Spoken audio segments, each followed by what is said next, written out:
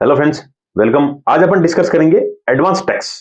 Advance tax यानी एक financial year में आपका टैक्स अगर 10,000 रुपए से ज्यादा बन रहा है तो आपको एडवांस टैक्स के रूप में पैसा जमा कराना पड़ेगा।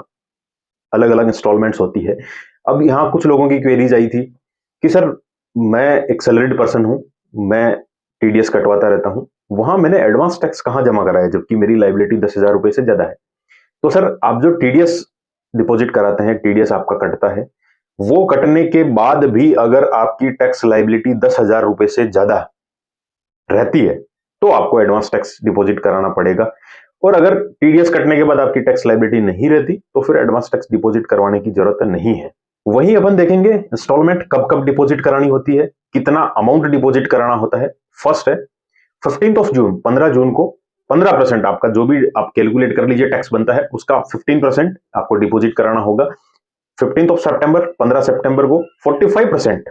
15 दिसंबर, 15 दिसंबर को 75% डिपॉजिट कराना होगा जो भी टैक्स बनता है उसका। और 15 मार्च, 15 मार्च तक 100% आपका टैक्स जमा हो जाना चाहिए। और जो भी 44 एडी ये ऑप्ट करता है अपने आईटीआर भरते टाइम, जो भी बिजनेसमैन है छोटा या फिर कोई ऐसा ट्रांसपोर्ट का बिजनेस करता है, वो सब कैटेगरीज कोई प्रोफेशन से है, वो अपना 100% जो एडवांस टैक्स है वो 15 मार्च, 15 मार्च तक जमा करवा दें। उससे पहले के जो 3 इंस्टॉलमेंट होते हैं, 15 जून, 15 सितंबर, 15 दिसंबर, वो इन पे अप्लाई नहीं होते। इन पे सिर्फ 15 मार्च तक 100% टैक्स डिपॉजिट हो जाना चाहिए।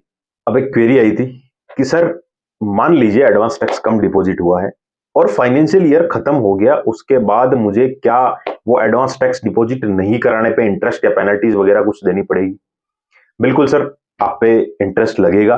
सेक्शन 234A, ये डिलेड आईटीआर के केस में आप पे इंटरेस्ट लगता है।